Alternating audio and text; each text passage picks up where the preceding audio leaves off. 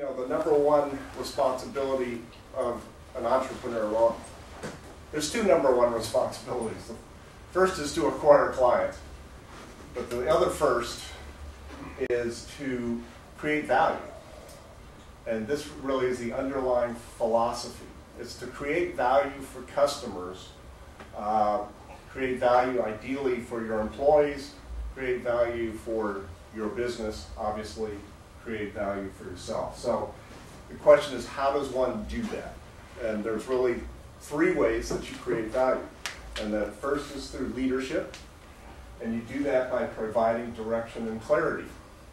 This is simply put.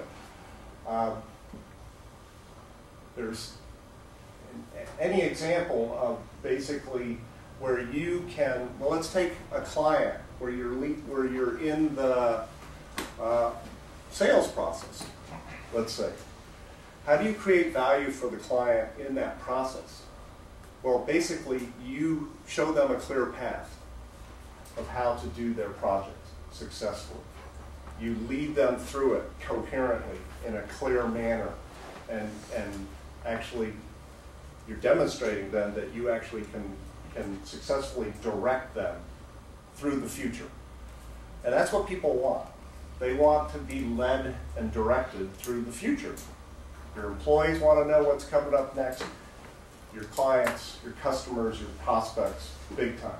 They want them. No, does this make sense? Yeah. Okay. The second is through relationship. Now, a lot of sort of rough and tough contractors get weird around this, but it's so fundamental. I mean, relationship, really is about providing confidence and support. It's the same thing. The only way you can sell to someone is to gain their confidence, that you're actually capable of doing the work for them.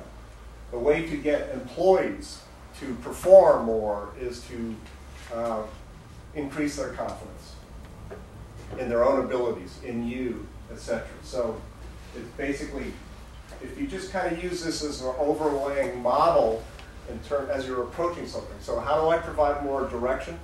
How do I increase confidence? And then, of course, creativity. How do I provide more capacity, new capacity, better problem-solving abilities? And this is a model that I borrow from a group called Strategic Coach.